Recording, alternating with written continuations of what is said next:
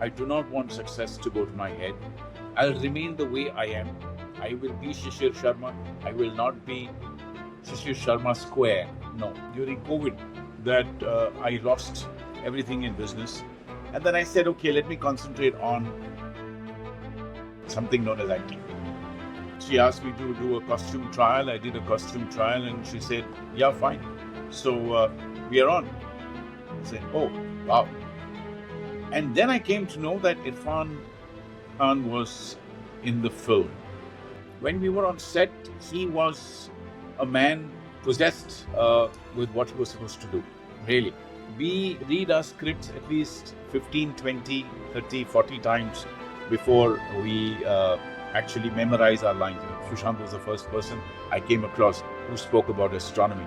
Yeah, after every shot or after every scene that we finished, we used to sit outside and he used to tell me about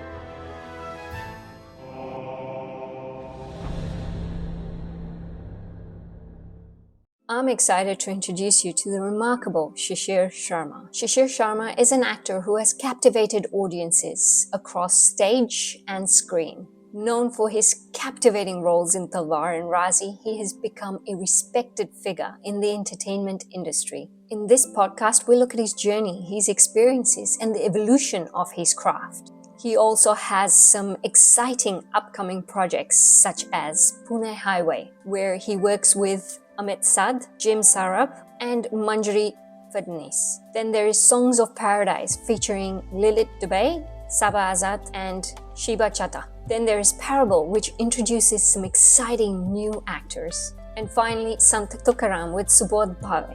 Join me as I uncover his illustrious career and insights into the ever-changing world of cinema. Welcome, Shishir sir, to Inner Habit. How are you? I'm very well. Thank you so much for inviting me to this beautiful platform. Actually, it's very, very clear, this platform. I've never seen a platform of this kind, either on Zoom or on Teams or whatever, Google Meet or whatever, I don't know. I mean, there's so many platforms these days, but this is lovely. Thank you so much. Thank you for joining us. I have to tell you a funny story first. So after I met you sometime in November, we were sitting there for 5-10 minutes at Rouse Hill and having French fries and stuff. I saw your series that came out on Amazon Prime. Dil Dosti Dilemma. पहली बार कुछ आपने सही बात की है. हाँ, इस बात पे थोड़ी सी खीर हो जाए. Dil Dosti Dilemma. And I turned around to my daughter and my son and I said, look, Sachi, look. She turns around, looks and goes, oh yeah, you didn't tell me he was an actor. I'm like, uh-oh, here goes everything, right? I was going to be in trouble. And since then, every time she sees you on TV, she gives me grief for not telling her you're an actor. Right? Yeah. So she doesn't know we're doing this podcast session, otherwise she wouldn't sleep today. Yeah, I know. Oh my goodness. Yeah, it's pretty late for you there. I'm so sorry that I had to keep the time at 5 o'clock. Actually, this is perfect for me. Oh, really? Yeah, this is actually very perfect for me. I did a number of podcasts at this time only, so it's perfect. Yeah, the kids go to sleep by then? Yes, That's yes, fun. they're fast asleep. They're fast asleep. You have a Yes. regulation. You have a regimental kind of situation where the children have to go to sleep by 7 o'clock or 7:30 latest. 8:30 at the max. It's good discipline for them. It Yes, develops absolutely. that I discipline. completely agree with that because the same thing happens with both my daughters. I mean, they're so strict about, especially school days. They have the kids go into bed, I think, by 7 o'clock because they wake up at 6 in the morning. The school starts at 7:40 for one, 8 o'clock for the other one. So yeah, I think it's great regulation and regimentation because the kids don't sleep in the afternoon. At least the son doesn't sleep. The daughter sleeps. The younger one, who's 2.5, goes to sleep in the afternoon for 2 hours and she wakes up and then it's a lovely evening with them. Yes. So you're obviously meeting with them. You're flying out to Dubai and you're spending some time with your family. So that's Yes. fantastic. Yes. This has been short notice, so I appreciate your time. No, perfectly all right. Thank you so much. Look, the first question I'd like to start with is tell us about your career. Now, I know, look, I've been watching a few podcasts previously, so I know a little bit. So I understand you started your career sometime in 1975. Is that correct? Would I be accurate? That's right. Tell me how you started. Like, how did you get into acting? Well, actually, it was by default that I got into acting. I never thought that I would get into acting because it wasn't in my blood. In my blood, in the sense, my parents, of course, were from the theatre background, but there was never a time when I thought that I would be on stage or in front of a camera, on screen, nothing of that kind, because I was a very shy boy when I was in school. And I studied in Andhra, which is a school called Rishi Valley School, which is a very, very good school. I did not do any kind of dramatics there. I never thought that I would be able to, be an extrovert that I am now to a certain extent. So I had come back from school at the age of, I think, 18 or 19. I met this gentleman by the name of Pandit Satya Dubey, who inducted me into his group called the Theatre Unit. And he said, I want you to act. I took it upon myself and I said, okay, let me try. I mean, what harm is it going to do to me? So I went into it completely blindfolded, not knowing what the hell I'm supposed to expect. And as years went by, I kind of liked it. Theatre is very, very exhilarating. It gives you a lot of energy. It disciplines you to a great extent. It focuses your life to a great extent. You have a great amount of commitment that you have when you do stage, when you do theatre, because there is so much disciplining which is involved as an actor. And not only as an actor, I think as a human being, you just get so disciplined. And there I was on stage working with the likes of Mr. Nasiruddin Shah and Ratna Patak Shah. We did a play together called Sambhog Se Sannyas Tak, which was directed and written by Pandit Satyadev Dubey. There were a host of other actors. So yes, there were a lot of actors that came out from Satyadev Dubey's acting school, which we call NSD, the National School of Dubey, and not the National School of Drama, which is in Delhi. So I started acting and I went on doing theatre, went on doing plays for many, many years before I started my first television show, which was called Swabhiman in the year 1994-95. So 20 years of theatre, and then getting on to the screen, the small screen, television. And from there on, I mean, it just went, I don't know what happened. I mean, I just started enjoying the fact that I was working and actually, Shruti, I was a businessman. Actually, there was nothing in my horizon to see, so to speak, that I'm going to become an actor. But my father started this business, and I joined him in business. I had something to fall back on in case my career in the films or in front of the screen, in front of the camera, did not actually work.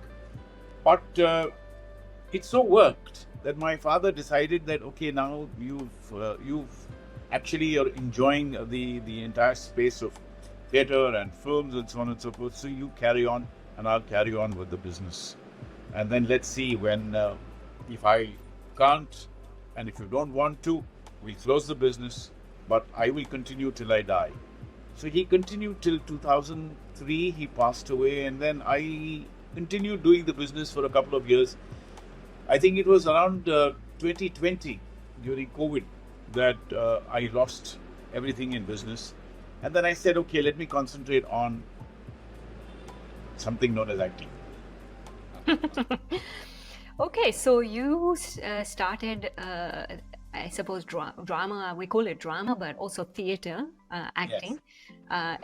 quite early on. Now, the transition into actually doing screen acting, like TV, and then acting in movies and stuff. How different was it? Was the transition huge for you? Did you feel like, oh my God, I'm doing theatre and all of a sudden I'm going to be in front of a camera? Yeah, it kind of threw me away because in screen on camera you're this much, when you perform. But on stage, it's a 70 screen. Everything is seen. All your movements are seen. Every twitch of your little finger is seen on stage by the audience.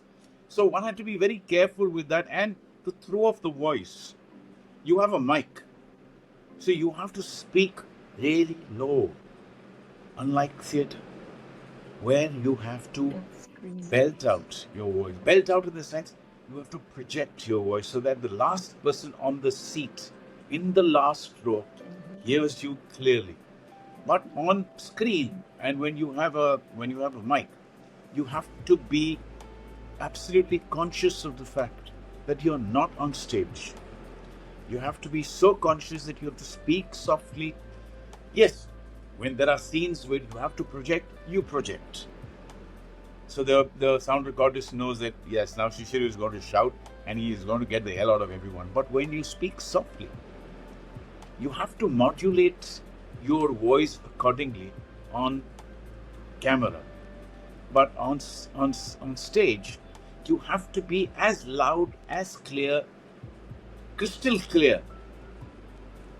You have to be. There are no two ways about it. So yeah, that transition was a little difficult. And then, of course, facing the camera was slightly kind of, intimidating in the sense that I had never faced the camera before my show called Swabiman. So I didn't know. I mean, yes, for us, it was theatre because the camera for us is the audience.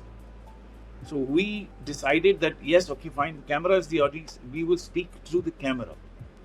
There are actors around, of course, and you look at them and then you speak. But then they are your audience and you perform accordingly. So what was your first break in cinema? From 1995 till about 2002, I kept doing television. Of course, I kept doing television even after that. But my first film was a film called Satya, directed by Mr. Ram Gopal Verma, which had Manoj Bajpayee in the title role. It was a small role that I was asked to do in Satya, and I decided to do it because Ram Gopal Verma was the name, the rage at that particular time, and Manoj Bajpayee was also a fantastic actor. He is, not he was, but he is a super fine actor. So I decided, let me do that small role. What difference does it make? That's the way you start. And I started my filmy so-called career with Satya, and I did that small role. And people sometimes don't realize small roles, but yes, when I tell them that yes, I was that particular character, yes, of course I remember. So yes, I started with Satya. So in the last few years, I've noticed you quite a lot on screen, in the sense that we've had Talvar, for example, then we had Raazi, and those two movies, I reckon, were just amazing. The acting that you did, particularly in Raazi, I watched that movie twice and I cannot forget your acting in it. So tell us how you initially got your role in Talvar, and then how that transitioned into you getting the opportunity in Raazi. Well, just before Talvar, I just like to mention that I did films like Mary Com. I did a film called Dangal, of course. Again, a small role, but then it was a powerful role, and I wanted to work with Irrfan Khan in that. There was Nitesh Tiwari also, who was directing the film. And Talvar happened due to a friend who was a casting director. His name is Hani Trian. And he called me one fine morning and he said, Shishir, be at so-and-so place by 9 or 9:30, I'm not too sure. Meghna Gulzar is making a film. So I said, yeah, okay, fine, I'll be there. And I was there and I met Meghna ji, and she seemed to have liked my presence for that particular character. And she asked me to do a costume trial. I did a costume trial and she said, yeah, fine. So we are on. I said, oh, wow. And then I came to know that Irrfan Khan was in the film. And my eyes lit up because I knew Irrfan even before getting into the films. We used to play cricket on the same cricket ground. We used to practice actually in the mornings, and he used to come there. And I had done 2 ads with him in on television, 2 commercials. So I knew Irfan to that extent. But I mean, working with Irfan was a dream come true, and for any actor, a dream come true. He's an exceptional actor. He's not an actor. I mean, he just doesn't act. It just flows out so beautifully. Uh, so I was very happy doing Talvar, and Talvar finished. I was happy with the result of Talvar. People enjoyed my performance there. I still remember. I have a message from Mr. Nasiruddin Shah, who said, "Well done, Sharma ji. I loved your performance." So that message will always be on my phone till such time I keep acting, and even after that, because it's a compliment that comes from a man whom I've idolized since the time I met him in 1975. And it just kind of, perks me up to a great extent. So yes, after Talvar, I wanted to work with Meghna ji again and again and again. So I messaged her a couple of times, and then she sent me a message saying that, "Shishir sir, when there is a role for you, I will get back to you." I left it at that. And one fine afternoon, then I woke up. I saw a missed call from Meghna Gulzar, and I called her up, and she said, "Well, you wanted to act with me. I have a role for you in my film." I said, "I told my wife, please pinch me. I don't know whether this is true or not, but I guess it is." So she said, "Go and meet Jogi ji, who is the casting person for Raazi." I went and met him, explained the entire film to me. He said, "There are certain scenes that only Meghna ji will explain to you." I went to met Meghna ji after she came back from her recce, and there I was playing the father-in-law in Raazi, which was a role that I don't know. I don't know what to say. I am extremely proud of the fact. I'm extremely happy, and I'm very, very lucky to have been cast in Raazi by Meghna Gulzar for this particular film. I cherish every moment of that film. We do too, actually. I should tell you, I watched that movie twice. I'm the one who watched it and encouraged my husband to go and watch it. He wasn't sure about whether he wanted to watch it, and I turned around and said, "You have to watch this movie." So he was quite glad I suggested to him, and I think you were one of his favorite actors in that movie, along with Alia Bhatt. You should know that too. No, I mean, that was a different kind of a film. The story was so good. The dialogues were absolutely fantastic. Meghna ji's direction was immaculate. The camera work was fantastic. Great actors on the set. Vicky Kaushal, who I hadn't worked with. Alia Bhatt, whom I had not worked with. The only person that I knew on that set was Rajit, who played her father. Because we were from theatre, and we knew each other because of theatre. And yes, so working on that film was a dream come true for me. And yes, it just gave me a lot after Raazi. I'm just going to go a little bit back to Talvar. So you said you worked with Irrfan Khan before. What was he like personally? The reason I ask is because a lot of his roles were very serious and somewhat a bit humorous, but different humor.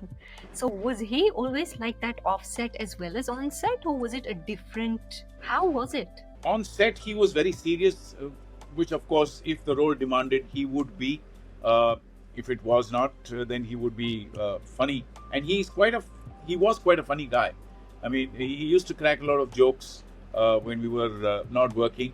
But when we were on set, he was a man possessed with what he was supposed to do. Really, he was absolutely immaculate and an exceptional actor. So to work with him was again a dream come true for me, and to be in the same frame as he was, it was something else. I mean, it just gave that extra energy to the actors. When he happened to walk on the set, and then suddenly You're transformed into that particular character. He is also transformed into playing that character. So I think and Meghna ji, of course, she is an exceptional director. Anytime, anytime I get a chance to work again with her, blindfoldedly, I will just go. Yeah, and I think in between you also did Chichore, or was it after Raz? I'm just. It was after Raazi that I did Chichore. Yes. Again, Chichore was again a film that came to me unexpectedly. Again, it was Nitesh Tiwari. Because I had worked with him in Dangal, he offered me that role in Chichore. I enjoyed that role in Chichore. It was a different role. It was a doctor's role, and I tried to play it as real as possible, because you can get carried away when you play a doctor's character, over the top kind of thing. But Nitesh Tiwari, as he is, will definitely not go over the top. So playing Chichore, playing the doctor, and working with Sushant Singh, whom I had known for many, many years, because we did television together. We didn't work together, but he was in Film City, I was also in Film City. So we used to share, we used to come to each other's sets, have lunch and so on and so forth. So that is how I knew Sushant. And I was very excited wanting to work with him. When I met him for the first time, I just hugged him and I said, I am so blessed to be working with you. He said, no, sir, I am blessed. Yeah, but Shraddha was also a great person to work with, really. So there's a lot about Sushant off scene that we hear about, in terms of he's a avid book reader, and he was into astrology. Tell me about those types of conversations that you used to have with him. Shruti, it's very strange that after every shot or after every scene that we finished, we used to sit outside, and he used to tell me about the kind of instruments he has for astronomy. And he says, Shishir sir, you have to come to my house. I have a new telescope, and you have to see that telescope. We never discussed anything about the fraternity. He only talked about books. He only talked about astronomy. He only talked about the stars. I mean, very, very rare and very seldom you actually, come across actors who want to talk about astronomy. Sushant was the first person I came across who spoke about astronomy. And he was very intelligent, really very, very intelligent. And he knew what exactly he was talking. So it was a great conversation. We used to enjoy having a cup of tea, and he talking about the stars and about the moon and about the telescopes. And yeah, wow. How do you prepare your speech? Like, do you have to revise your script before? Do you have to remember, your lines? If you make a little bit of a mistake, do you have to take your scenes again, shots again? What is it like for you on set? Fortunately for actors who've had training in theatre, we read our scripts at least 15, 20, 30, 40 times before we actually memorize our lines. I don't really memorize lines line by line. It's the way you keep on reading your script, and those lines keep sitting in your head. Yes, you have to keep reading it for them to be for you to memorize your lines. And that's how we keep on memorizing our lines, keep reading our scripts over and over again, over and over again. That's the only way to do it, as far as I am concerned. I do not go line by line. I don't think any actor would want to do that line by line. It would take him years to finish one film.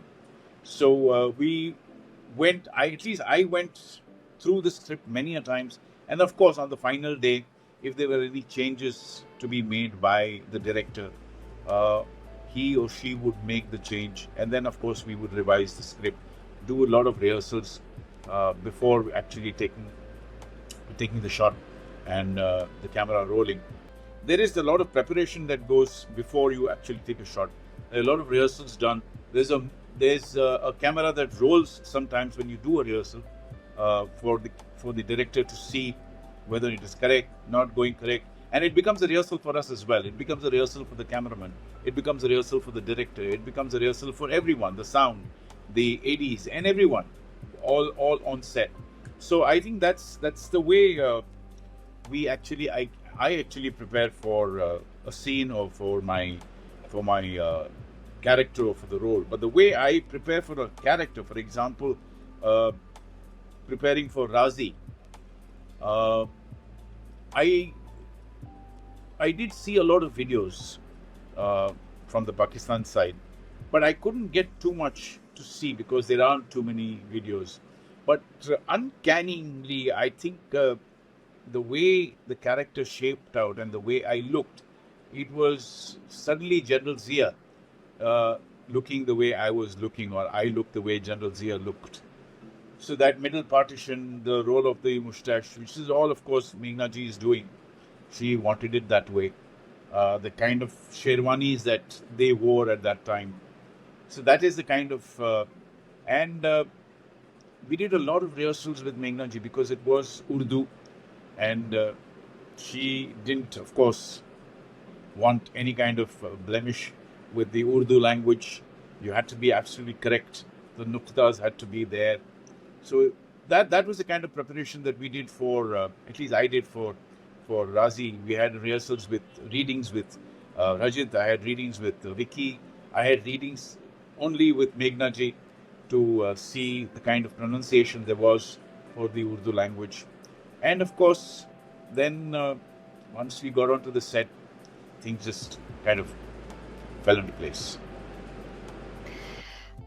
So, if you are preparing for two roles, I'm assuming that you've probably done movies where you go from one set to another and you have to change characters as well.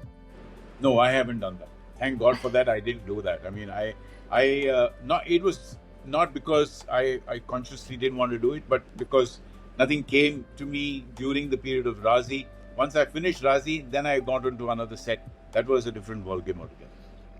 So, if we look at an assumption, assume you were doing two characters together, one from Raazi and the one from Talvar, for example, and you're doing it in one day, I suppose. You're doing half day here, half day there.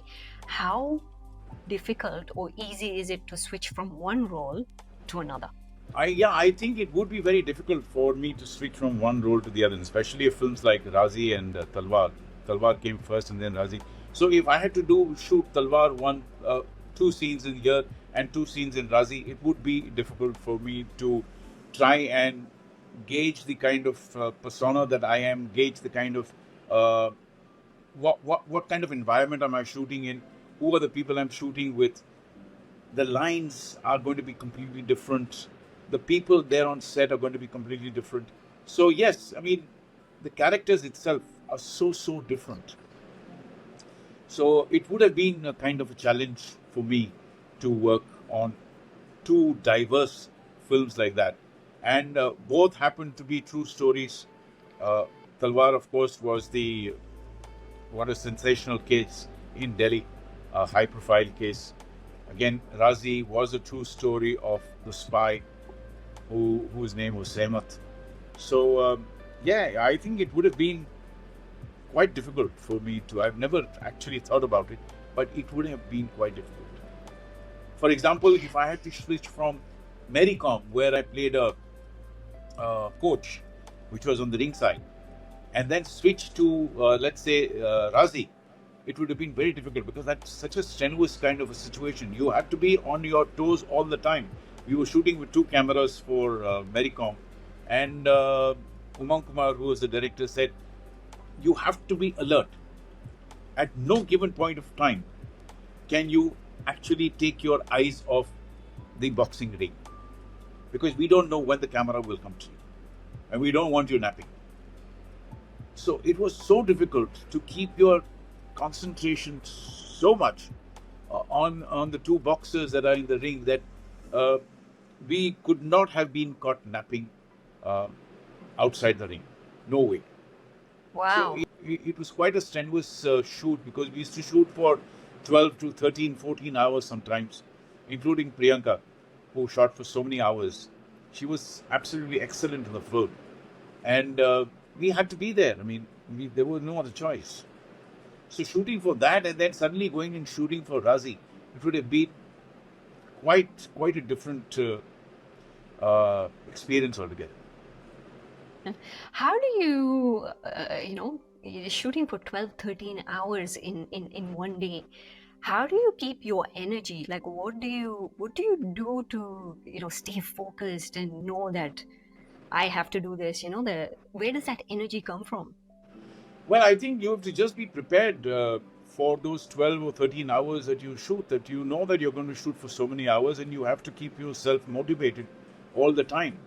And you can't, well, you can relax, but you can't relax to that extent that, oh, I think now my scene is over, so I'm going to relax. No, I don't think that should happen. You have to be there. You have to keep yourself motivated to as much as possible. Read, do something, don't sleep, because once you sleep, then again, you get into that slumber of, and that whole energy has to come back to you. So I think it is very necessary to keep yourself cool, calm, and motivated at the same time. How do you handle stress and pressure in such environments? You work with different directors. Every director has a different style, different, idea, perception. So how do you actually work in that sort of environment? Yeah, I mean, fortunately for me, I've been blessed with working with directors who are very, very cool and calm and collected on set. There's no screaming, there's no shouting. So stress levels are really low. They're not as high. Yes, there is the stress of having to complete your work in a particular day, and you can't mess up. You need to be prepared, well prepared with your lines, so that you don't lose time, you don't lose everybody else's time, you don't lose the director's time. There's a production that is behind you or behind the director saying that, we have only 1 hour now and you still have 2 scenes to go.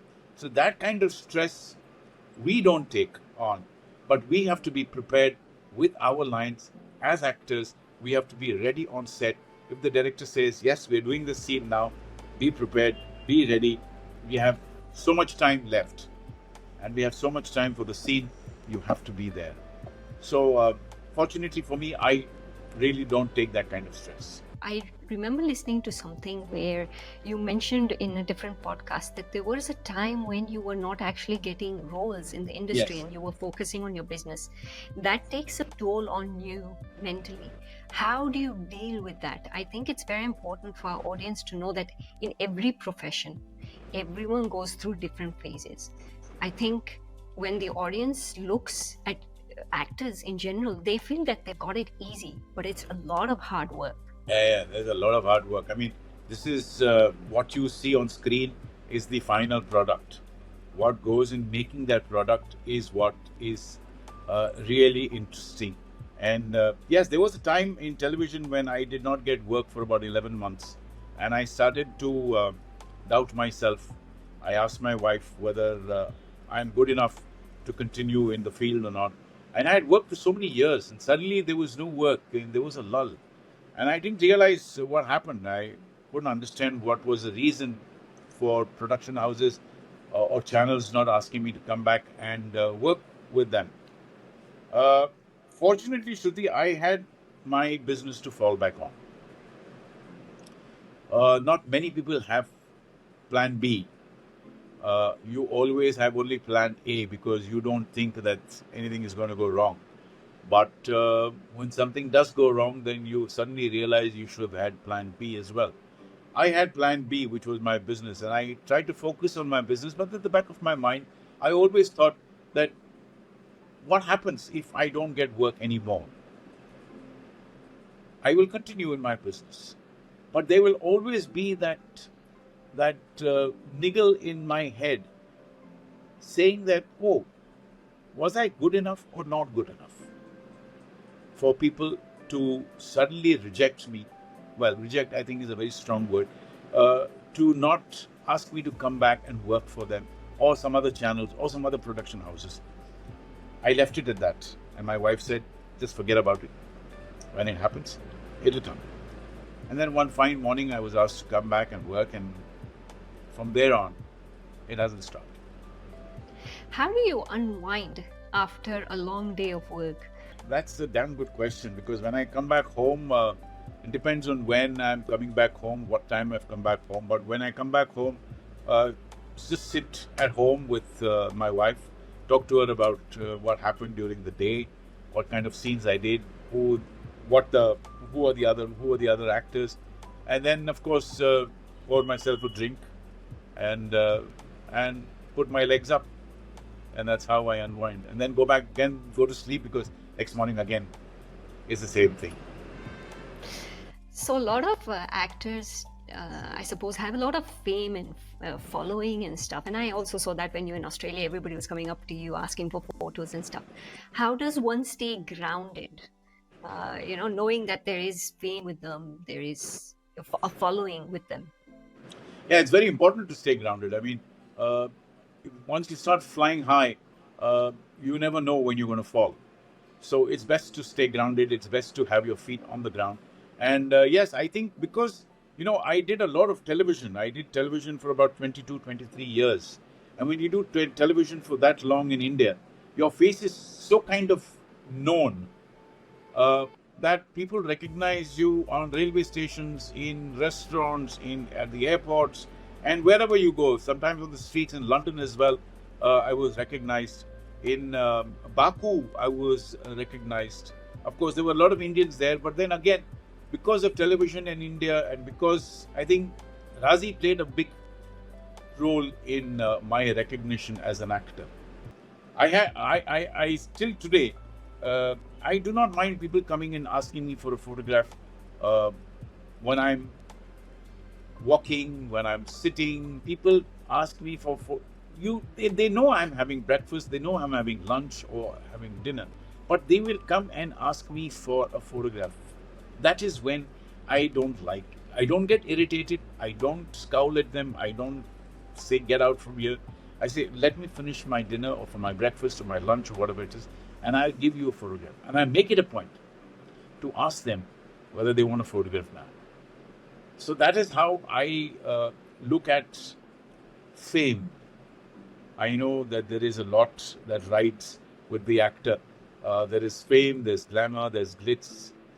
So people expect you to adhere to certain, or requests. When people make those requests, they expect you to fulfill their requests, and I kind of do that whenever I can, actually. Yes, you were quite polite actually. When I asked you for a photograph, you were walking past and you stopped by, and it was really kind of you. So thank you so much. Pleasure. So tell us about success. How do you define success? Well, I think, Shruti, it's a very important question for anybody, any walk of life. What success means to me, I don't know what success means to the others, but what it means to me is success is not so much what we have as it is what we are. I would attribute success to not the fame, not the glamour, not the money, not the glitz, but being grounded with your feet firmly entrenched in the ground, so that you don't fly, and let success go to your head. Because once success goes to your head, you're all alone at the top. There is nobody there to be with you. Whereas if you are grounded and if you're a person who feels that there is a certain amount of recognition, I would call success as a little bit of recognition, not fame, not glamour, not gifts, not money. There are so many people today in various walks of life who are very, very successful in life. But nobody brags about themselves when you are successful. You let the others talk about you as a successful person. That means a lot to me. If you talk about me, or if somebody, or if your friends talk about me, it means a lot to me, which means I am successful. I have got that recognition. I can be the person they want me to be. And I am the person that I want to be. What do you do once you go on the top? What is after that? There is nothing. You will only see emptiness. You will have to come down to be grounded. And that is what I feel success is. To sum it up, you have to be grounded. You must have your feet on the ground. What lessons have you learned through your acting career? What lessons have I learned? What I have learned is to be stable, actually. To think that, yes, this is not the end of it. I need to work. I need to keep on going. I'll work till I can, till my limbs let me. And I'd like to be known as a person who never went beyond his means, or never went beyond his name or his character that he was. I'd like to be remembered as a person who always kept saying, put your feet on the ground and stand tall. Never buckle down to anything that comes your way. Just stand there, stand tall, answer your questions correctly, honestly. Be truthful to yourself. That is what an actor is. You have to be honest, you have to be truthful to what you do and to your profession. And I'd like to be called in that manner, that he was truthful and he was honest to what he did as an actor. How do you manage your time when preparing for a script? You have a family, a lovely wife, and then you're also preparing, you get your scripts. How do you balance all that with your personal life, your career, traveling? Earlier on, when I was to do television, it was very difficult to balance home and professional life, because television just took away a lot of my life. Did not kind of spend the time I wanted to spend with my family at that time. But work was coming, and I didn't want to say no to work. When work comes, you never say no. So I try and balance my work, my script reading, my learning. And my wife is I think I'm blessed to have someone who understands my work. She's been with me. We've done theatre together. She used to do a lot of backstage for us. And she knows when you prepare for a role, you need your time. So I close the doors and I say, I'm going to now sit down and do my script, learn my lines, or read my script as many number of times as I can. Any free time that I get, I take my scripts on. I'm going out, flying to Dubai. I'm supposed to be doing a film in Dehradun. So I'm taking my script along, and I'll keep reading it for till I come back. And then I fly off to Dehradun on the 18th. So I need to be well prepared, because it's a long scene and a lot of words that I'm not very kind of happy with, but they're tongue twisters. So I need to be very careful with my lines. Here's a question, I suppose, which may interest you. So if you are doing an intense role, how is it, like the character you're playing on set versus when you come home? Is it easy for you to then say, okay, this is my character and I've come home now and I'm going to switch that character off and I'm going to spend that time with my wife and my family? How difficult is that transition? It's not. You have to leave that character wherever you've last performed it and come back home. You can't carry that character into your house. You need to switch. You need to be Shishir Sharma when you're at home, and you need to be that character when you're on set. Because there are lots of people who think that, method acting is so that you carry that character for as long as you're playing that character. I don't think you should, and I don't think you can. Because if you are carrying that character, and if you're, let's say, if you're driving a car, and you're supposed to be driving a car in that scene, why would you want to come back if you're in that character? You'll probably just drive home and come home. You will not come back to the set. So coming back to the set means you're breaking that character and you're coming back to the set. So you have to break that character when you're there on set. Leave that character, come back home, and you're Shishir Sharma. Once you leave home, you're in that space. You become that character. Okay, and a couple more questions that I have. What advice would you give aspiring actors? Everyone wants to be an actor. Well, no, I wouldn't say everyone, that's an over exaggeration. A lot of people want to be actors and actresses. So what advice would you have for them?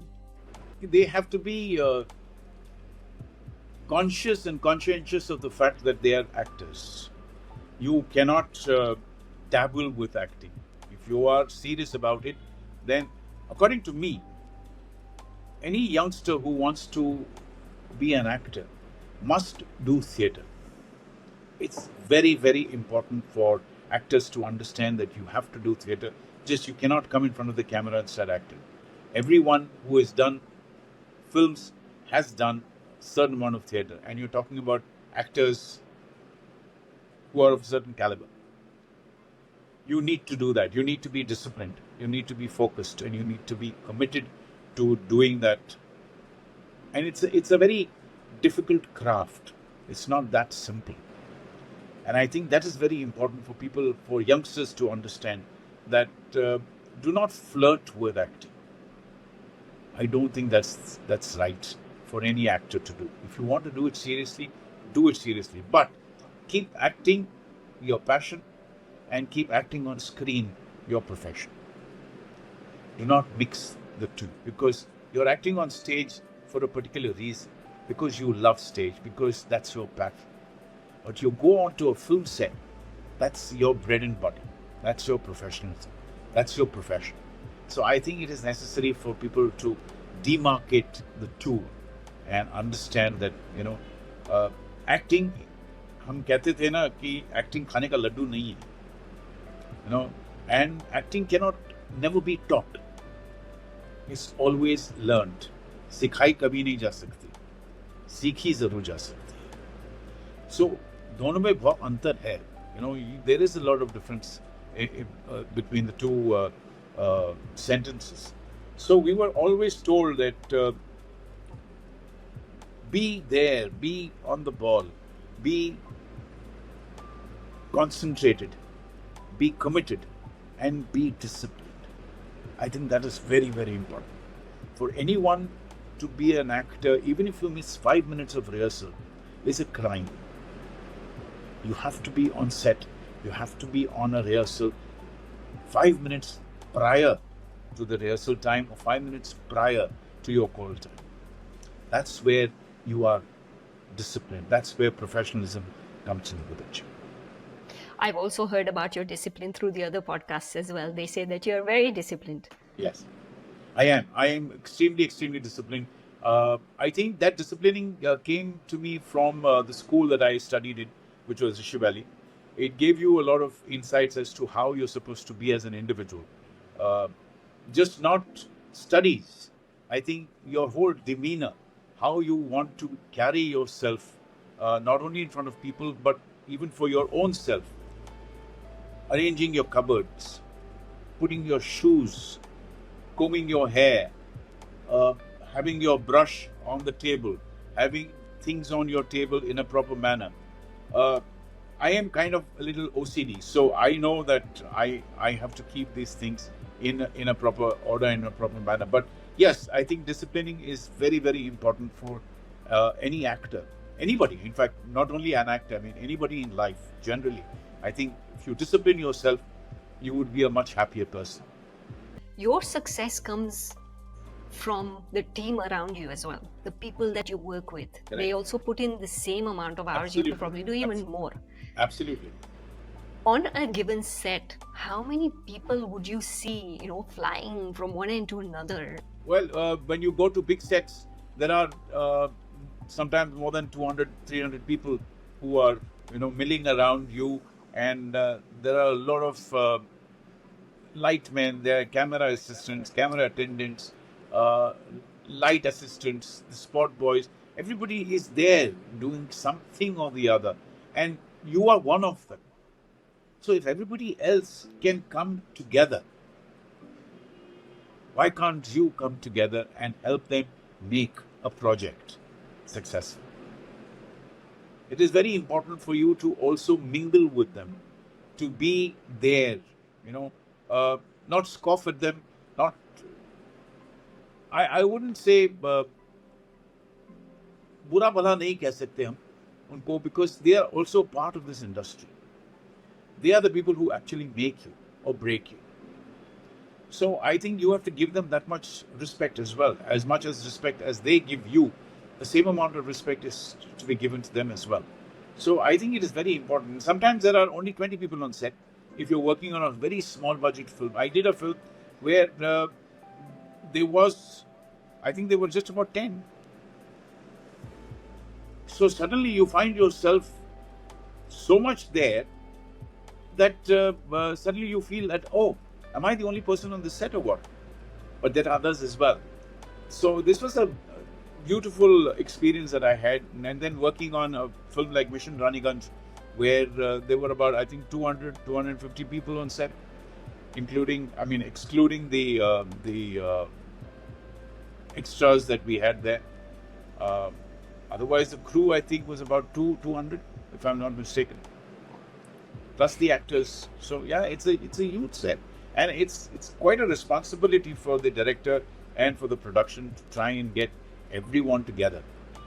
It's quite a headache, actually, But then you have to be, as I said, if you're not disciplined, then you're not going to be there. It's because you're disciplined that you are there and you want to make it happen.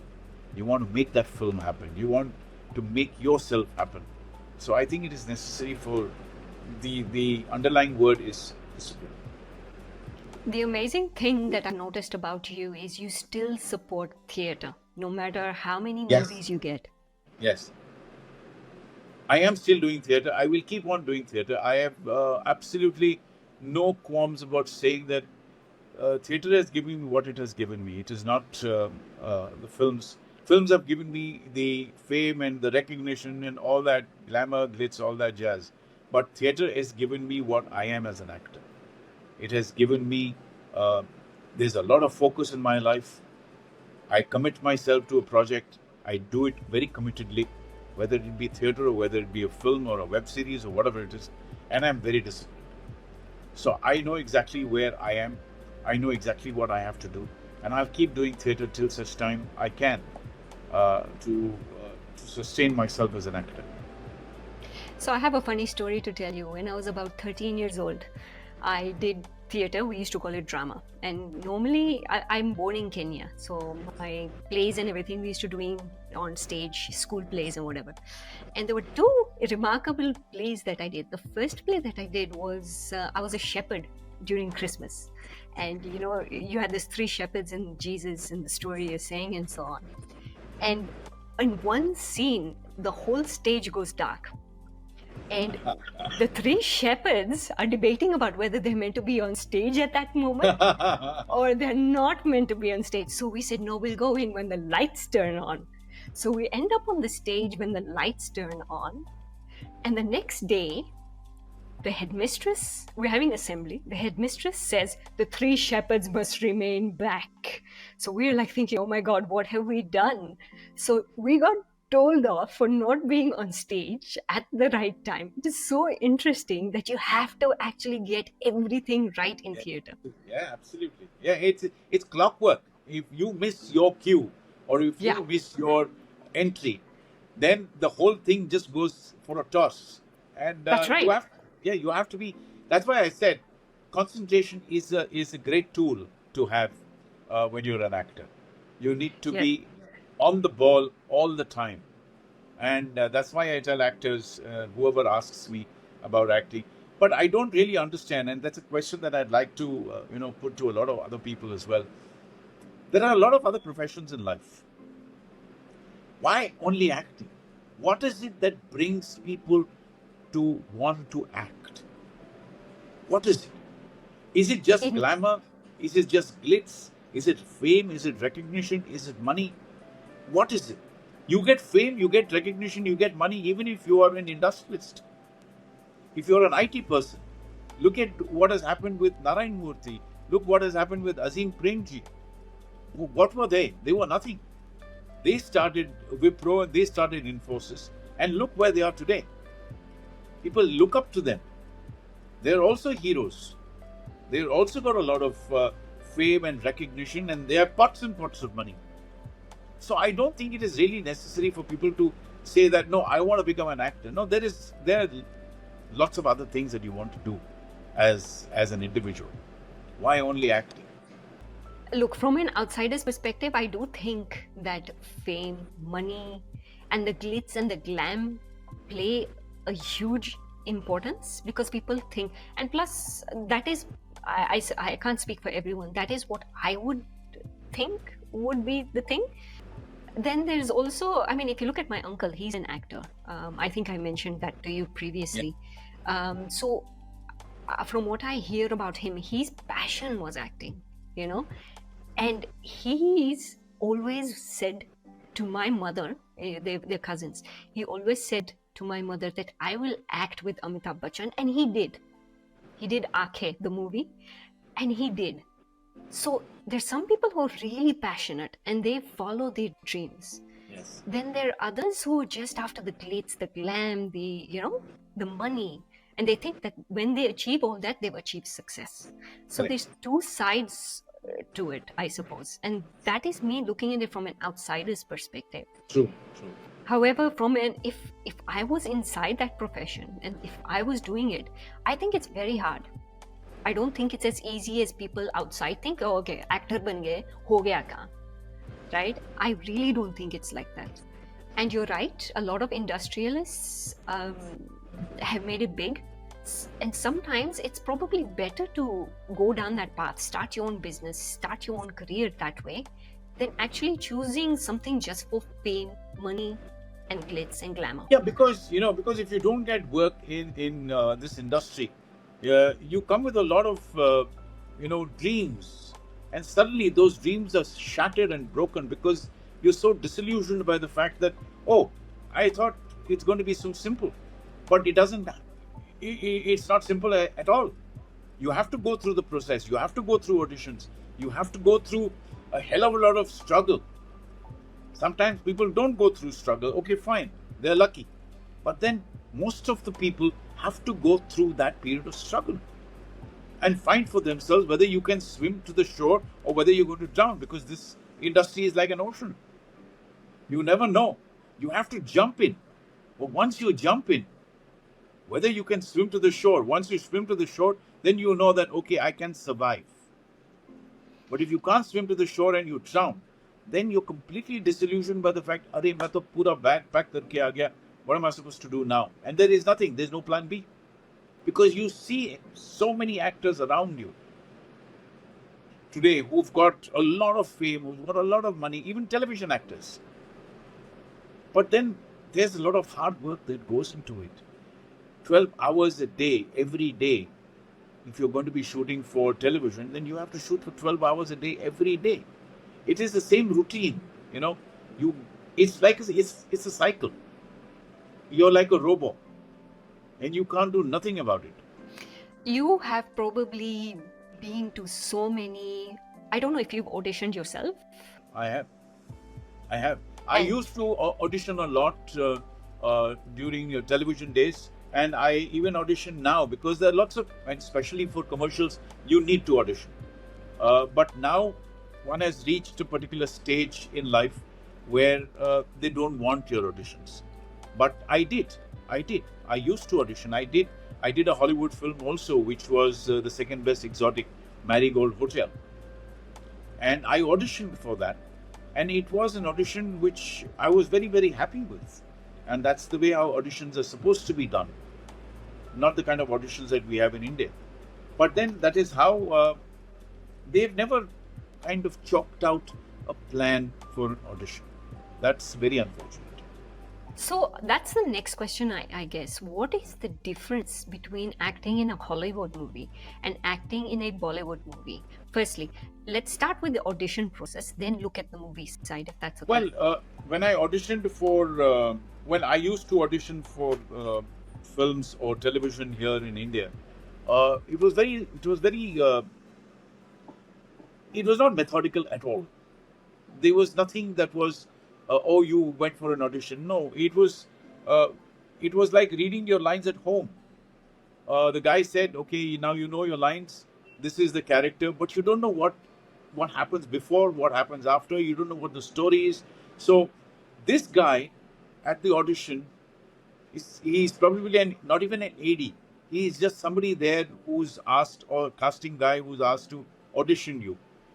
He has been given a brief by the direction team that this is what the character is, this is how he's supposed to audition. Okay, I audition it that way. The audition goes to the direction team, the director sees and he says, what has he done? So we really don't know what the director wants from the actor, because none of the directors are on auditions. They don't have the time to come for an audition. But when you audition for an Hollywood film, like I did for Second Best, John Madden actually flew down from USA to audition people here. And I was auditioning, and I was asked to audition, and I was given a script. And the audition process was, I reached the set, I reached the audition place. John was there, and he said, let's have a chat. Okay? So he wanted to see how well I spoke, how good was my English. And then he said, okay, now let's read. So I read with my script about 5-6 times. Then he said, okay, leave the script, you know your lines. I said, yes, I do. Okay, let's do it without the script. We did it without the script 5-6 times. Then he said, okay, now sit there on that chair, and then I'm going to roll the camera, and I'm going to have somebody speak the lines from behind the camera. So she spoke the lines from behind the camera, and just as she was about to speak the lines, from the corner of his eye, he saw the lady who had come for an audition walk in, who was supposed to play my wife. And he said, okay, now both of you, Shishir and Avantika, sit, and I want to see both of you together. We both did the scene together 5-6 times, and he said, okay, we'll let you know. And we knew then that we had done a very good audition, and we knew probably that we'll be selected for the film, and we were. So I think that is the kind of audition process that one goes through, not the kind of audition process that we have here, because there is no audition process. So how do you just walk in and... You just walk in, you're given a script. If you already have the script, fine. If you don't, you're given a script, and within 10 minutes or 15 minutes, you have to learn the lines, and then go in, stand in front of the camera, and the guy says, okay, you know the lines, sir? I said, yes. Okay, there's a character here, there's a character here, something they will talk about. And yeah, so that is how the audition is. And somebody from behind the camera will give you the cues, and that is how it is. I went for another audition, which was for a English show, I think. It was a series, and the audition was so good. The guy who was not supposed to be auditioning came for the audition, and he was there as a character because he knew his lines. And the person who was holding the camera was doing the camera work, and that's it. There were only two characters. So I knew that that guy is standing there, and I knew that he would reply to me. He would, there would be a lot of give and take between the two actors, and that is how the audition was. I didn't get the part, that's another matter. But at least I auditioned for it. And I don't mind auditioning for these kind of, shows. But I don't know why the directors in India, or why somebody from the direction team is not there for the audition. How do we know what the director has in mind? His perspective is completely different from the perspective that the direction team gives the guy who is actually auditioning you. So it doesn't make any sense. You lose out on a particular role. So that becomes very difficult. But there are agencies, there are casting agencies and casting directors who know exactly, and they will learn the lines for you to audition with them. So that is another process. So they become the character of that particular. If there are two characters, they become the character that you're supposed to be, interacting with. Otherwise, you're just in thin air. You think that there's a character here. Okay, you look there, you look here. I don't know. It doesn't make any sense to me. Do you feel that in a lot of ways you may have lost on really good opportunities because that is what was happening? No, I don't regret the fact, but I only I don't like the way auditions happen in India. I wish they were a little more methodical. They were a little more, kind of meticulous in the work, in the way they audition. And I wish the directors were a little more conscious of the fact that they are auditioning actors for a particular role or for a particular job. Okay. How do you get selected by a Hollywood director? How do you get chosen to go and actually do an audition for a Hollywood movie? And also, given that you're from the Bollywood industry, do they still feel the need to have to audition you? Like you're already acting. Yeah, because there are certain directors even in India who probably haven't seen your work, so that's fair. I mean, I do not. I always think that yes, I think they haven't seen my work, so I think I should audition. But the only thing I don't do is self auditioning. I don't like putting the camera there and auditioning myself. I don't like that at all. So I tell them that I will not self audition. I will probably come there and audition. I don't mind, because there are certain directors who haven't seen your work, which is fair enough. That's good. But when you go for an Hollywood audition, they exactly. They've given you the script. They've given you your brief. They know that the director is going to be there, and when you're asked to go for an audition, it's obviously from the casting agency that they feel that you may be, your profile may be suited for that particular character. So that's why you go there and you audition, and the whole audition process is completely different. Thank you, sir, for joining me. I think I'm done with my questioning. It's been a pleasure.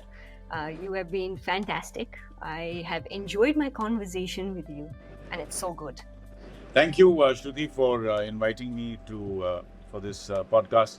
I enjoyed every question that you asked, because some of the questions that you asked were not the questions that are normally asked, because you start from, when did you start, how did you get into acting, and so on and so forth, and what are your best films and what is your best character, and so on. But your questions were completely different, and I enjoyed answering your questions. And yes, so thank you so much, and look forward to seeing you in Sydney sometime. Definitely. And if you do come around, please give me a shout. I'll be more than happy to take you around, or even, you can stay over. We have, Yes. like I said, a beautiful home, and Thank you're you. most welcome. Thank you so much. Thank you so Thank much. you. Thank you.